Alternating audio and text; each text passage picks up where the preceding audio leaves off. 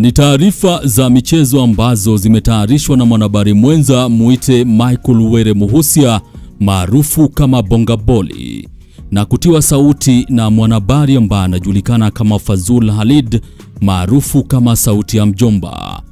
Sasa hii ni historia ya taifa la Cape Verde, nchi inayoingia kombe la dunia kwa mara ya kwanza mwaka wa 2026.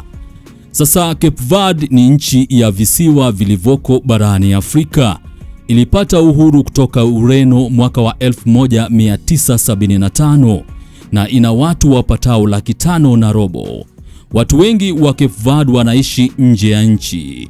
Mwanzoni mwa karne hii, shirikisho la soka Cape Verde lilianza kuwatafuta wachezaji ambao hawakuzaliwa nchini humo lakini wana asili ya Cape Verde. Hapo mwanzoni timu ya taifa haikuwa na wachezaji wa kulipwa, yani professionals. Wachezaji maarufu kama Nani, Patrick Vieira na Gelson Fernandez wana asili ya Cape Verde. Mafanikio yao makubwa zaidi ya michezo kabla sasa yalikuwa ni medali ya kwanza ya Olimpiki shaba iliyochukuliwa na bondia Daniel Varela di Pina katika Olimpiki za Paris mwaka wa 2024.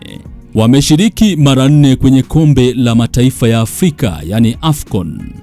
Mwaka wa 2013 robo finali, mwaka wa 2015 hatua ya makundi, mwaka wa 2021 robo finali na mwaka wa 2023 robo finali.